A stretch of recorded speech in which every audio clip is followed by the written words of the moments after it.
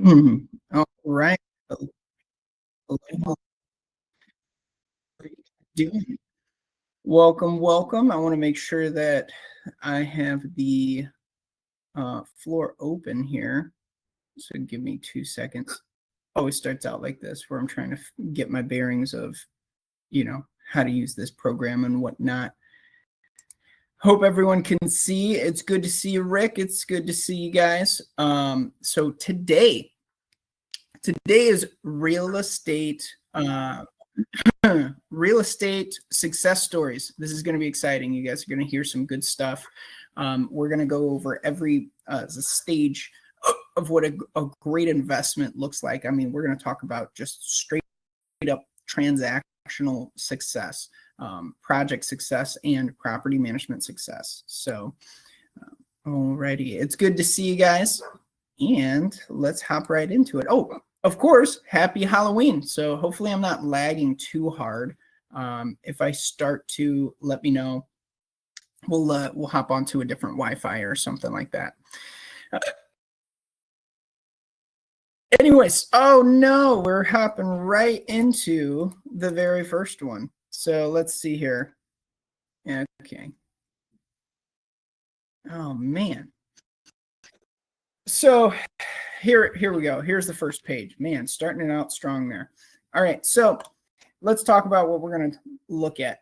Well, objectives, some transactional wins, project wins, and property management wins that we have seen along the way with the state squared away, and kind of a little bit of real estate market fun facts that we learned about with Gary, Indiana. So let's check it out. All right, so 6720 Tapper Street was a seller finance deal that we helped this person acquire, and it was a tremendous success for this investor. Now, but what defines it to be, a success, right?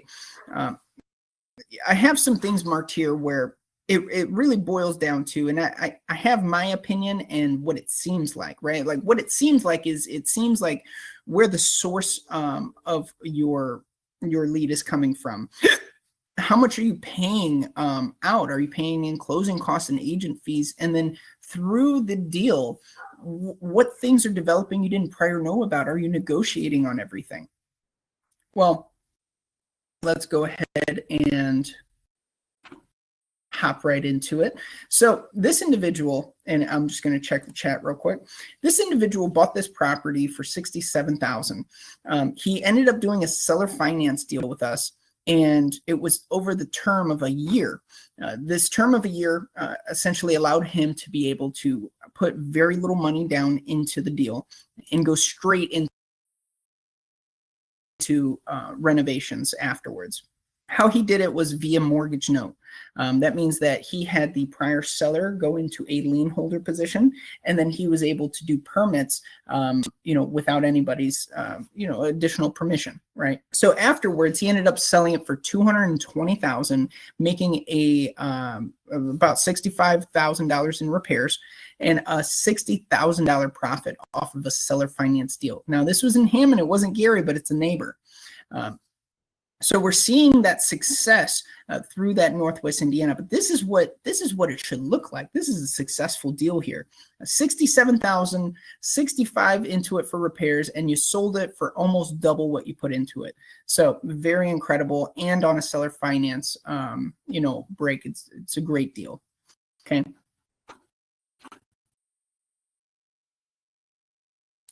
Let's see here. So this is my opinion, right?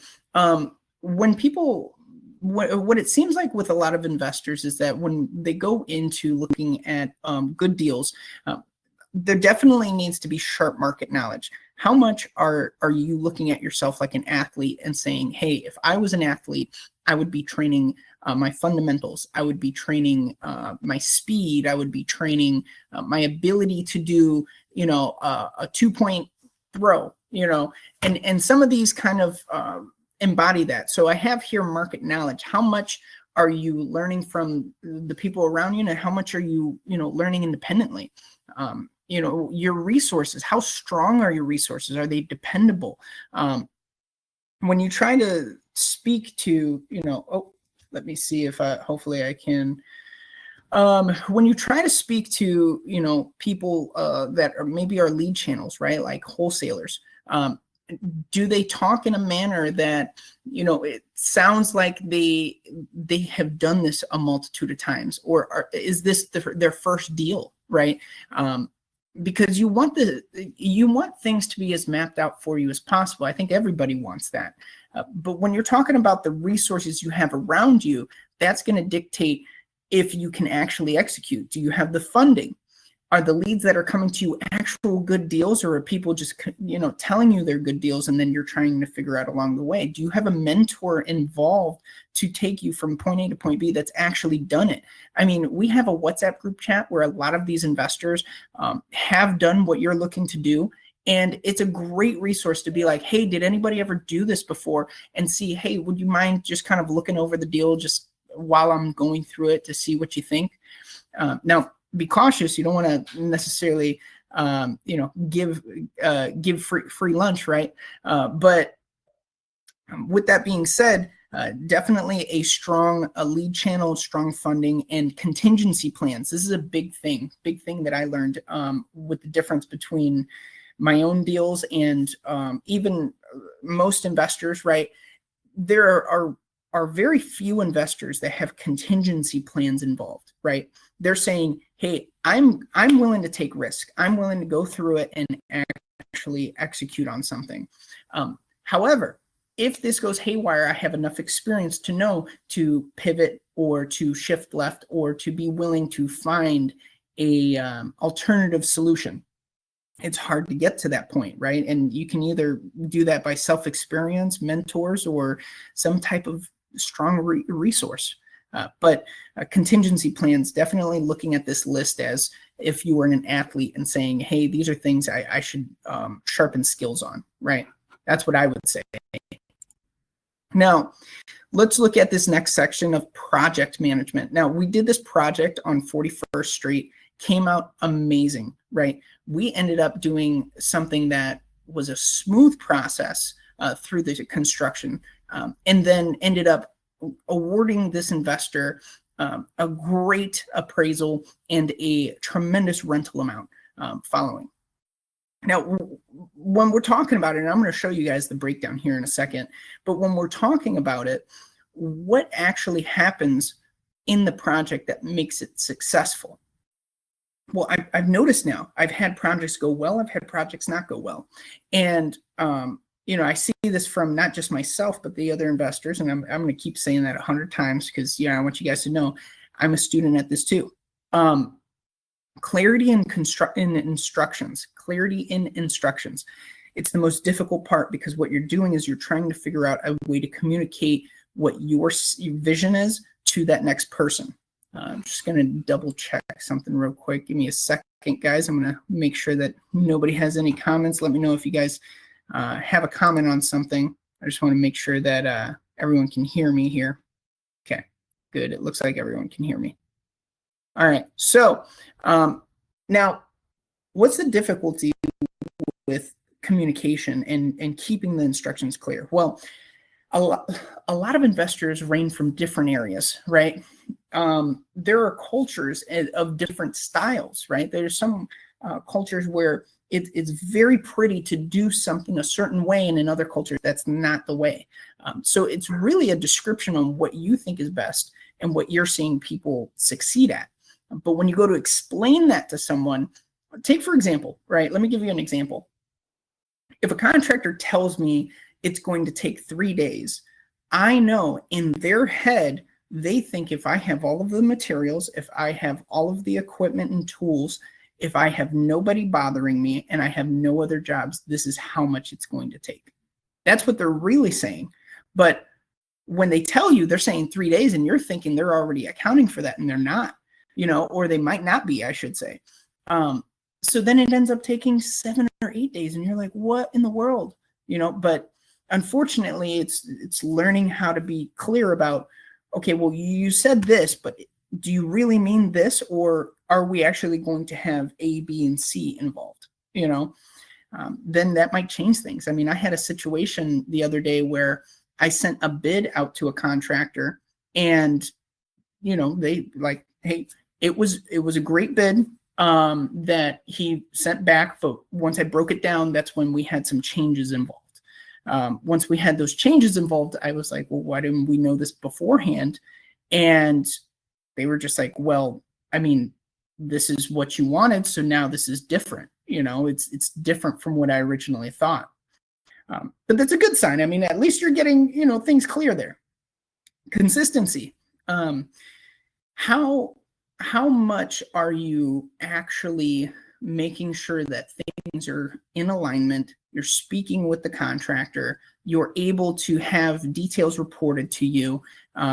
They're able to know, okay, they're not just going to bother me and then leave me alone for a while. Some contractors, you can do that. That's the goal, is to find contractors that can just leave me alone and get it done. But the problem is that most contractors, especially when you're looking for something affordable, they're not going to be able to do that. So consistency in how you approach it. Are you documenting everything? Do you have a timeline? Are you holding them to their word? And understanding the goal. Now that kind of comes, coincides with the clarity and instructions. Clarity and instructions, understanding the goal. Well, let's say, for example, right, the goal is to generate as much money as possible. Let's actually use 41st here as an example. If the goal was to make sure that we generated as much money as possible in this 41st home, some people might look at it as a 3-bedroom and be like, okay, we're going to make everything look brand new. Some people are going to say, okay, well, it doesn't need a 2.5 car garage. We can use that space to do something else with it. Or, hey, well, I think that, the landscaping is going to be the important part, when it might not be. But, shout out to this individual, because he, this investor said, hey, let's turn it from a 3-bedroom into a 5-bedroom. And it's a tri-level, right? Well, we go to do that. And I mean, the rentability is through the roof. I mean, we're getting all types of people calling us almost every day. What's crazy is some of these pictures that I have of this renovation right here, we're not even finished with the project, and tenants are already trying to move their stuff in, like their TVs and stuff. It's unbelievable.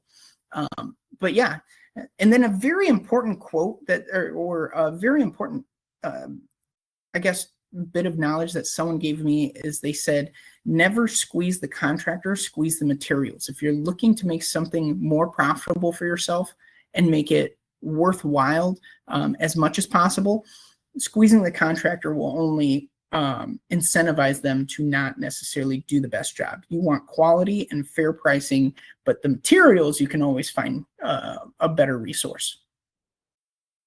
So, righty. On to property management. Now, property management is really interesting. Oh, I'm so sorry. I didn't even talk about the breakdown of this. So the breakdown of this individual bought it for $120,000. And I've talked about it before on one of my past, webinars. And it was just such a successful deal that it's got to be studied and replicated. $120,000 he bought for this triplex. It was in shambles. He gave Estate Squared away $58,000 to renovate it, which we did a tremendous job. And he was able to rent it out now for the next 2 years at $2,400 a month. That's $2,400 a month. This is in 41st. This is Ross Township. If you know where the flea market is off of Cleveland and Gary, it's right there. And these people will be there for 2 years at $2,400 a month. So, I mean, a tremendous turnout as far as that property. Okay. Kind of what I was saying earlier. If we're going to look at things as a project and an athlete, I should say, if we're going to look at ourselves as athletes and we're saying, hey, what skills do we need to sharpen and develop?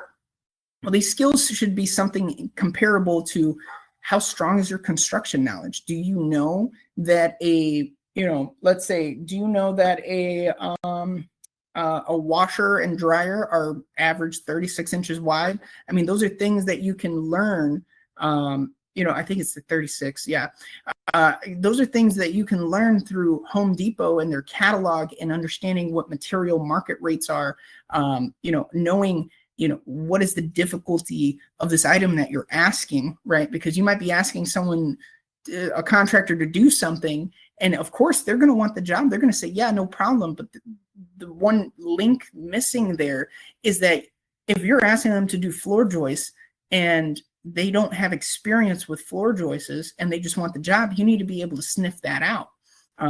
Well, how you'll be able to do it is just asking them, like, well, how would you be able to fix this? But you have to have that knowledge too. You have to have that experience. Making sure that you have the proper project management skill set. I know obviously if you're hiring someone, that's ideal. Let them worry about it. But you should develop that skill set yourself, because it's extremely difficult to have a project management, especially there's like different types. I would compare construction to like what they call agile, because constantly things are moving around, things are changing. Contractors are feeling happy, they're mad. We got guys getting mad at each other. We got guys that, if you're not watching it, like it could be your own people that end up doing something that's not as ideal. And so you want to make sure that, okay, if I'm going to account for everything, I'm going to account for materials, labor, culture, making sure that everyone is, on the same page moving forward. It's almost a guarantee you're going to have difficulties, but that's why that's why you should look at it as a skill set. Material and labor market rates. I'm talking about it again with that. Like someone told me a long time ago, you should go get a Home Depot catalog and you should order it online, or you should go pick it up at your local store. Maybe they have a paper copy, and you should just read it. Be like, okay, well, it looks like most of these, vinyl planks are between $2 and $4 per square foot. So I know that in the future, when I go to price stuff, it's going to be like that amount. Oh, I know that, what was it? What seems to be something that's easy, but quite difficult, may surprise me when I go to get pricings. Take, for example, let's say, what would be a good example of that? Let's say setting up a bathroom, right? Okay, shower's done, everything's done. You got to place the toilet and, vanity in, but we didn't know that the plumbing was bad. Well, okay, so now we're talking about something else because maybe the floor is soft. Okay, well then, but you don't have to be a contractor, but these are things that if you had the proper skill set, you'd be able to catch ahead of time and be like, hey, what is this? And then point. Let them explain it to you. They're the professional, but you should definitely be developing that skill set. Communication boundaries and consistency and review. Communication boundaries, what is that? Well, making sure that you hold people accountable is so important, especially when it comes to construction, because people need to know what is their responsibility and what is yours. If you're going to give someone a job, or if you are going to be the one that instructs them of what to do, it has to be to the point where they can understand, like a proof of concept, right? Saying, hey, look, I need it to look like this. This is what I need. I need you to call me anytime you feel like you might be stuck. I need you to tell me exactly how you're going to do it and then execute. If you run into an issue, you can call me back. But the problem is that not enough people seem to, it's the ideal way. It's like, hey, I need a new floor. Come and do the flooring. Oh, how much do you think it is?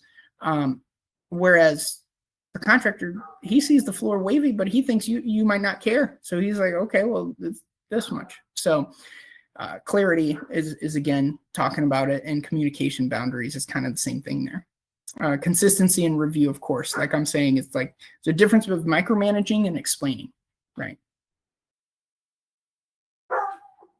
So property management, 3606 and 3610.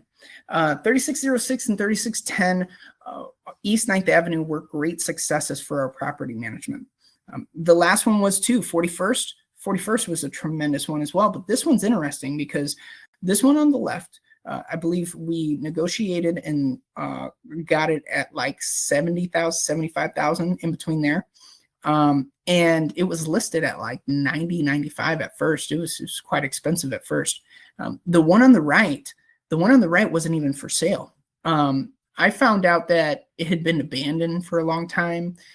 I back searched it by looking up the Lake County Assessor site, who the owner was. It was a company, researched the company. They had an email on there, shot the email. And then the guy's agent actually reached out and said, yeah, well, you're thinking about selling this or buying this? Okay, well, let's toss it out. He ended up picking it up for $50,000. Yeah, it needed some work, but $50,000. So he was all in, I think, like 140,000. Well, you'll see the breakdown here in a little bit, but I just wanted to tell you the backstory of how he got this, because sourcing is a big component of that transaction part. And then we'll go into project, and then obviously this property. But people constantly ask, how do you make sure that you get quality tenants? And there is a very distinctive correlation I've now learned with the, at least with the lower income communities, that education level is a massive driver. And you look at that and you're like, yeah, education level, if they're smarter, they know better, right? Well, no, if they have even a, general high school education, or maybe something slightly, or they graduated, just the simplicity of that, there's so many people that don't have a basic education.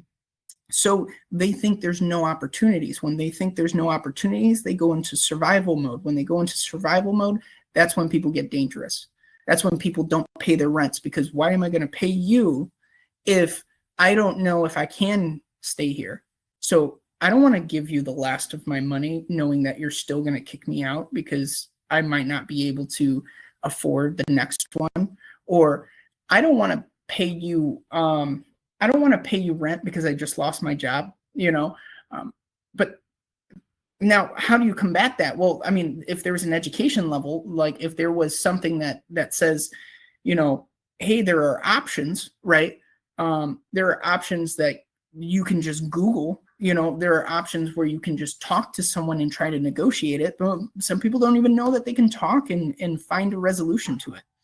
And then that leads me into the next one, is speed to resolution. Someone told me, and I should say Lumberjack Landlord, shout out. He told me, he said, you should make it as easy as possible for someone to pay you. That means anyway, you should accept money any way that they have it. It doesn't matter, as long as it's green or it's money, dollars. That's all that matters. And you should also make sure that if there's ever a problem, you solve it immediately, because if you're willing to show that you're able to correct or help them, it ends up making them want to help you. People protect when they have nice things, right? That's kind of a survivalist mentality. When they have nice things, they want to protect it. When they feel like somebody cares about them, they're not necessarily going to want to lose it right away, because they know that if they go to another landlord, then that landlord's going to end up probably being less workable with you. Now, what kind of examples am I saying here? Speed to resolution.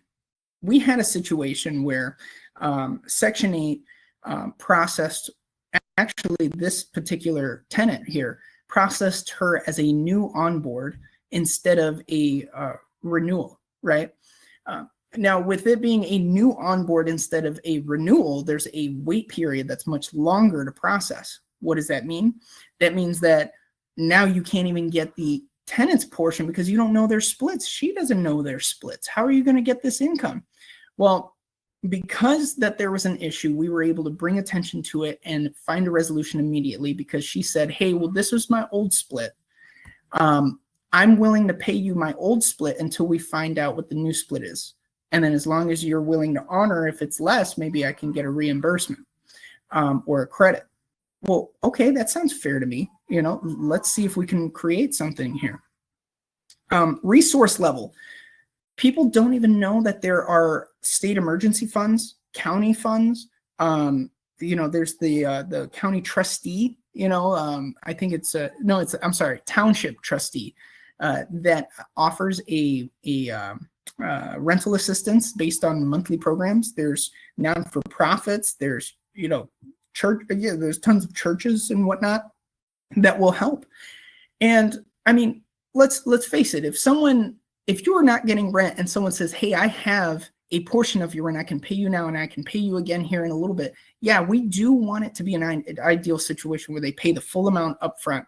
But the realism is that, do you want to pay the full amount up front or just get rid of someone? Because the likelihood is that unless you're getting stellar tenants every single time, you're going to face adversity. If you want to be able to continue to generate that money on a more passive scale and consistently, then yeah, grab that money, but hold them to a standard. You're not necessarily going to want to take $300 for the month, but if they can pay you, let's say, for example, we did a payment plan with one individual where we said, okay, when do you get paid? You get paid every 2 weeks. What are those days? Oh, you get paid on these days? Okay, so then the days that you get paid, we're going to split up the monthly payments. We're going to put it on those two, and we're going to add $100. So it's $50 on each pay period. Are you able to do that if we do that? If we match it up with your payment? So that means the second you get paid, you have to pay this amount. And then it's divided by 2, so it's less money. And they're like, oh, that would be so much easier instead of me having to save the money because I get in such tight situations all the time. Okay, we go and we do it, and it was a massive success. We did that on one of our East Chicago properties. Well, I hope that's helpful, but it just goes to show you that this property in particular, we had a great success with because, not only were we just trying to find someone to rent and whatnot, but we actually developed communication and a relationship with this person. These are people that, yeah, they're struggling, but they're still very smart, very much willing to develop, So let's see here. Oh, okay. Here's the breakdown. $140,000 for the whole thing. They paid us They paid a State Squared Away $28,000 to do repairs to that $50,000 unit. I'm sorry, it wasn't all to the $50,000 unit. We had to do like 10 grand in exterior repairs. There was that porch that was an issue, and then some concrete work, I believe, and then another like 18 on the $50,000 unit. But as of right now, it produces $1,440 on the left side and $1,226 on the right side. Well, you're going to say, Angela, why is the one on the right so much lower? Well, that's simple. There's a divide here. If you get the option to get, 50-50 split on $100, hey, the tenant pays $100 and, the housing authority pays $100. Would you choose that over the housing authority pays $75? Well, yeah, we'll take the housing authority pays $75. And that's what happened here. This lady pays, I think, like $16 a month. Yeah, it's not where we wanted it, but damn near 100% of the rent is paid by Section 8. So let's do it. It's been very successful. So now, overviewing it, I see that what seems to be the trend of what people develop and get stronger and consistent wins in is when they develop their channels and develop their relationships. Now, I'm not saying that you should be best friends with these people, but what I'm saying is when they know that you are essentially their big brother, big sister, watching out for them, but not going to let them, pull no crap, they feel at ease. And this individual that was in 3606, she's amazing. What was it? We had a great relationship with her because her boys did an internship with us. And essentially, we were trying to help them. We were trying to show them like, hey, this is real estate. You want a job? Like, come join us, and like learn something. And because of that, that was a sensitive spot for her. So she's like, well, they're trying to help my family out. I'm going to try and help them out. I'm not going to let them down. And she's never let us down. She's awesome.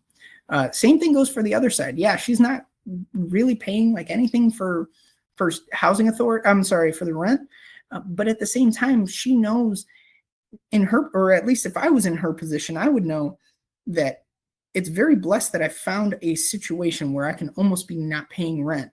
So I'm going to make sure to preserve this. And there's an age-old saying that that no matter what, people will protect something that is nice. If it gets nice, they feel an inclination to protect it. And then, the channels. What am I talking about when I talk about channels? Well, are you just setting it up on Facebook so you can get 50,000 messages from tons of people that are not qualified?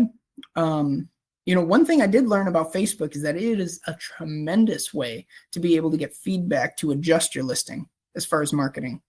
But very, very poor source for trying to find, a quality tenant. You're going to get millions of people messaging you. Things like affordable housing is a great resource, affordablehousing.com, or even the boards. How many of you guys know anybody in the boards, like in the housing authority? Well, you probably should make a friend in there, right? How are the housing authorities doing? I mean, they're the ones paying you. What are you offering them? Are you trying to help them at all? I mean, I just found out that Hammond Housing Authority, they have no type of like meetings or updates or mass notices, things that they send out to the public. They just work what they work, and then they onboard people, and then they pay it out, and that's it. Deal. Now, is that a bad thing on them? No, but it's a resource thing. What if you can be able to offer something to others? And now people are like, oh, well, what do I need to do that for? I just collect the money. Yeah, you can do that, but we're talking about what brings success, what brings wins. And when it comes to, having a friend, do you want your friend to be, just another investor, or do you want it to be someone that's actually, developing or actually in a position where they control something in the housing authority, right? So yeah. Okay. All right, so we're getting toward the end of the webinar. Want to tell you guys the next webinar we're going to do over a market update again. It's the 7th. I'm going to start doing it on, like the second week of every month. So this will be the second week of, even though it's within the first week, but the second Friday within well, I guess it's the first one of November. So, make sure to tune in. We're going to talk about all the new details that are going on in the government. I also have the city forum slideshow. So if you guys want, please message me. I'll put it in the group chat. And it is the forum that essentially breaks down what's going on in Gary. And I'll give you a little bit behind the scenes look at, some things on there. So it looks like Gary is trying to maximize their property inspections. I think that it's great that they're making sure that everything stays to code. That's great for safety and the people that live there. I think that there are ways probably to make that easier for people to maintain. I know that right now it's based on a call, right? Like once they get notified, that's when they go check. Whereas they should be giving education based on why people have inspections and what the concerns are, and making sure that maybe that's a requirement for the general contractors whenever they go to start a new project. I don't know. That's just my opinion. Gary executing 57 demolitions this year. That's what they're planning on closing out, is 57. That's kind of crazy. That's nowhere near how much I thought they were doing. I thought that they were doing a massive amount. That's all they got done this year, was just 57. I mean, there's over 12,000 properties that are abandoned and vacant, and then their nonviolent crimes went down 23%, which is great, tremendous. So, come back, learn more with this next market update. And I'm going to send to the group chat the community forum that they just had with great insight. Okay. Now I'm going to open it up to some Q&A. So if anybody has questions based off of what we talked about, please let me know. If anybody has anything helpful to kind of teach us, we're all learning this together. We're trying to get better. So, tell me, what are your thoughts? Mitch, okay, so what kind of repairs needed done at the one on 28,000? Oh, okay, so that one was the combination of the two townhomes. So 3606 and 3610, the one on 3610 needed about 18,000 in repairs, and that property basically needed a complete cosmetic lift. There were holes in the wall, worn out floors, cabinets were worn out. The whole house needed painting.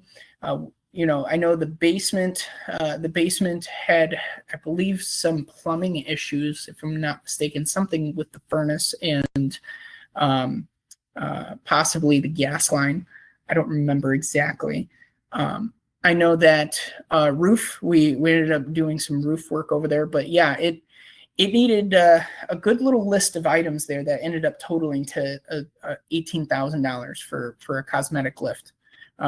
As far as the other $10,000, that was mainly chewed up with that awning that you guys seen there. Originally, that awning was all rotted through, dry rotted through, and it was actually on the verge of falling. So it was a safety hazard we had to do. We also did some things in 3606 on the west side. Not very much. I mean, these were just touch-up items where we had to fix like the exhaust on the hot water heater. We had to fix, what was it? I want to say it was like, some caulking and doorbells, some small stuff. But like the major things were the awning and the renovation cosmetic lift on 3610. So anybody else have any questions? Let me know. I think that, with time, we really see the changes that Gary's making, and it's a massive change.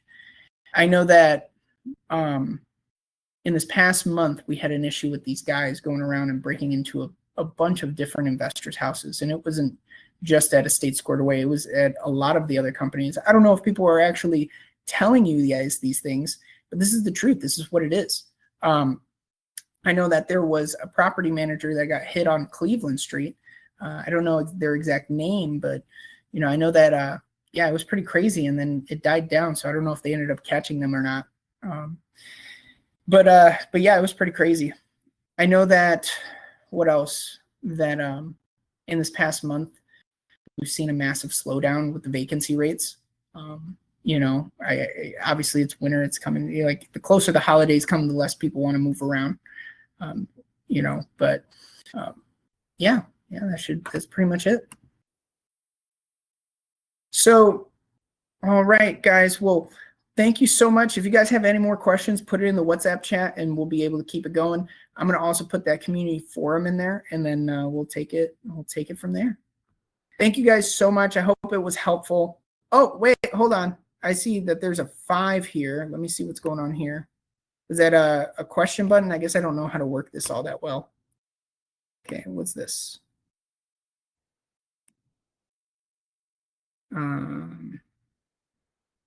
Had the chat open.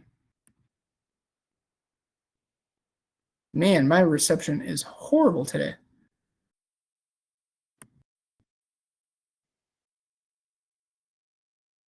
I guess that's, I'm just trying to make sure I didn't have any other questions. Man. Oh, man, there we go. There we go. So I see them now, guys. Sorry, I was missing your guys' questions. And Mackenzie, thank you so much for, being a participant here. Anyone wanting to lend on a duplex in Gary, Mackenzie, let me know what's going on. I got an amazing guy, Boda Financial LLC. Guys, check him out. I'm going to put his contact. I'm going to add him to the group.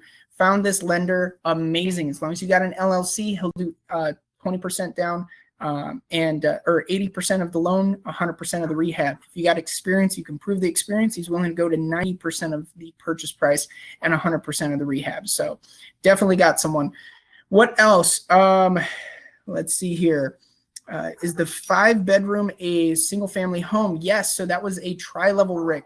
So sorry guys, man, I missed these. But yeah, so the 5-bedroom was a tri-level that we added 2 bedrooms to the lower level. Not a triplex. It's not 3 individual units, but it was a tri-level. Okay.